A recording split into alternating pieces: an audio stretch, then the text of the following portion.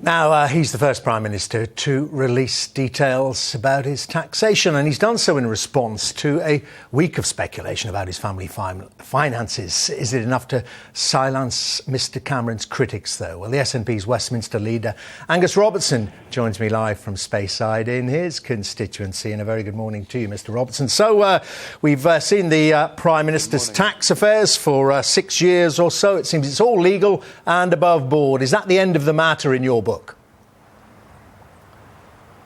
No, it's not, because I think there are wider issues that have still not been answered. I have to say, first of all, I welcome the Prime Minister publishing these details, and I know that other party leaders have said that they will do likewise. I have particular concerns about the wider UK government, because, of course, it's the UK Cabinet that sets the framework of legislation that discusses what UK policy is, and we have heard absolutely nothing about other members of the Cabinet. Where is the Chancellor of the Exchequer, George Osborne? Has he made a declaration that he has never, ever benefited from offshore trusts? What about other Treasury ministers? Have they ever benefited from offshore trusts?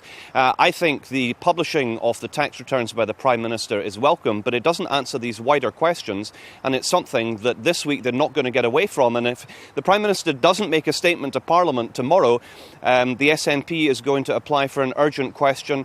So he's brought before Parliament to update members of Parliament of what he has done, what his Cabinet have done, and what his government intends to do in the future.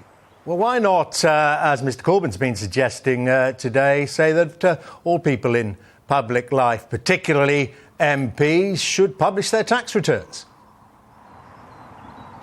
Well, I think all of these things need to be looked at seriously. I think it's a sensible thing that all of this should be reviewed. Other countries do things in different ways. Our Scandinavian neighbours publish the returns of every single citizen.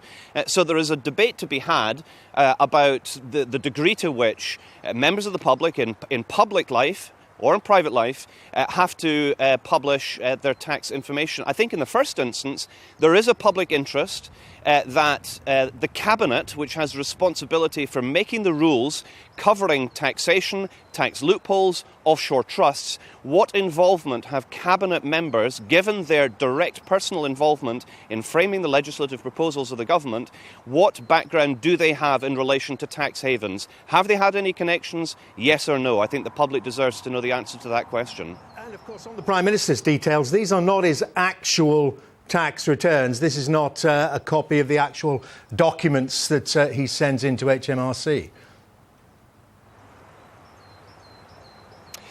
I haven't seen the format of the documents. I understand that they show the headline figures, so I don't know whether it would technically be feasible to disaggregate the interest, for example, that has been accumulated from investments, of where the sources of those interests that interest comes from.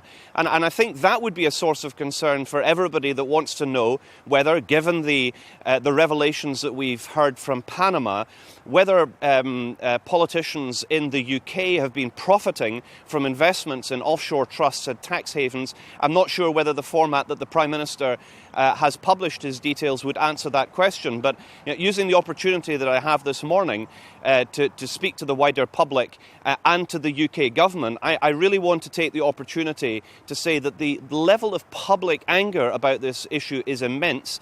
I think the government has to act. The Prime Minister has been forced to act. Let's not forget, less than a week ago, his spokespeople were saying this was an entirely private matter. No, it's not. The public doesn't think it is. And I think they would agree that the Cabinet also needs to show transparency, which the Prime Minister has been belatedly forced to begin to show some of. Well, do you know, Mr Robertson, as you say, it's a matter of public interest to those of you in public life. Do any of your funds, your pension fund or any of your other investments, do they utilise in any way, shape or form offshore instruments? I have no personal investments through offshore trusts. I receive no interest payments from anywhere. The question you raise in regard to pensions is one that affects absolutely all of us, and I think it's a perfectly reasonable question. And it's something that MPs, I'm sure, would wish to know about the parliamentary pension scheme, about how it is constructed in relation to tax havens. I would certainly want to know the answer to that.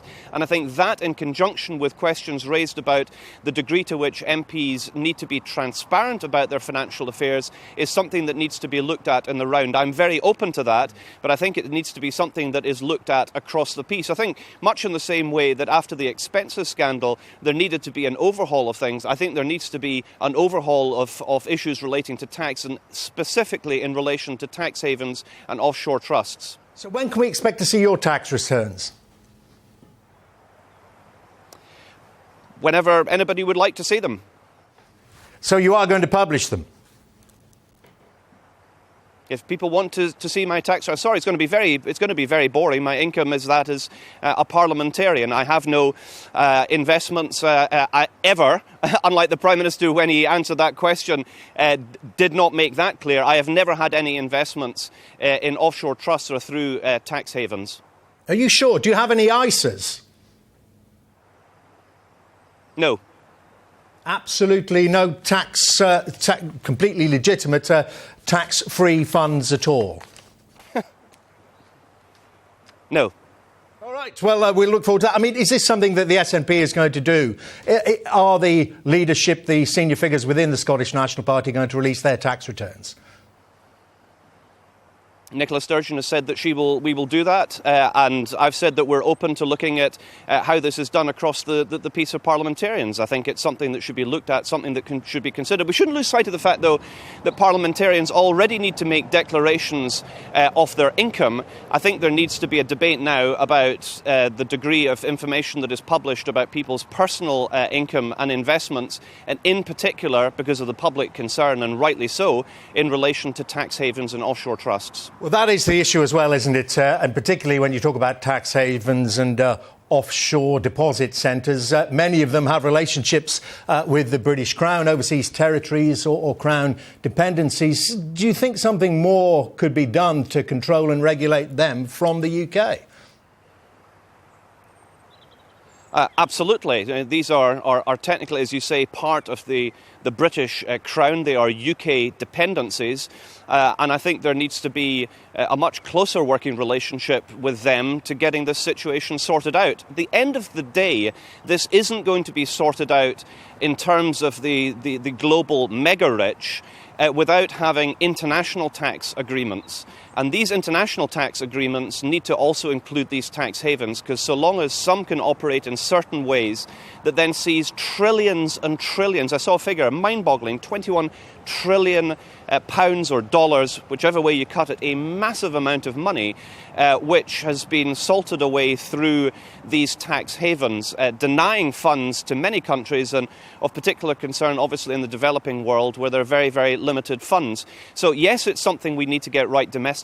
Yes, it's something we need to get right in terms of the decision makers, in particular the governments that are making these legislative proposals. But I think there needs to be an international effort to get a new system in place to make sure that our societies are public, are not seeing public services undermined by money going elsewhere, and the tax, which should properly be going to fund public services at home, ends up somewhere half the way around the world in a British Crown dependency. And on the issue of the damage in trust to the Prime Minister's reputation, the polls telling us that today, does that then, almost by transfer, given that he is the face, leading the campaign to remain in the European Union, do you think it kind of damages the prospects of your side winning the referendum? Well, I think there's a general mood of anger against a certain political elite and how it has acted. That's the case in the UK now. It's a case around the world. We've been seeing it in Iceland. We're seeing it in other countries following on from the Panama Papers scandal. And there have been recent results in the rest of Europe that have shown that the public is wishing to kick the decision makers. We've had a referendum in the last few days in the Netherlands doing exactly that. I'm in favour of Scotland and the UK remaining part of the European Union. I think it's beneficial to us all. I think it's beneficial to Europe as a whole. I would think it would be a terrific shame if the Prime Minister, because of his mishandling, and he himself has admitted that he has mishandled this whole fiasco, should impress people that they should leave the European Union. To me, the issues are not connected. I think things should be looked at on their merits. I think it's far better that we are part of the European Union. I'd wish Scotland to be represented directly as an independent country within the European Union. But in terms of the vote this year, I want Scotland and the UK to remain in the EU, and I very much hope that the Prime Minister has not endangered the chances that we have of securing that majority. Mr. Robertson, thank you very much indeed. Angus Robertson there on lovely Speyside.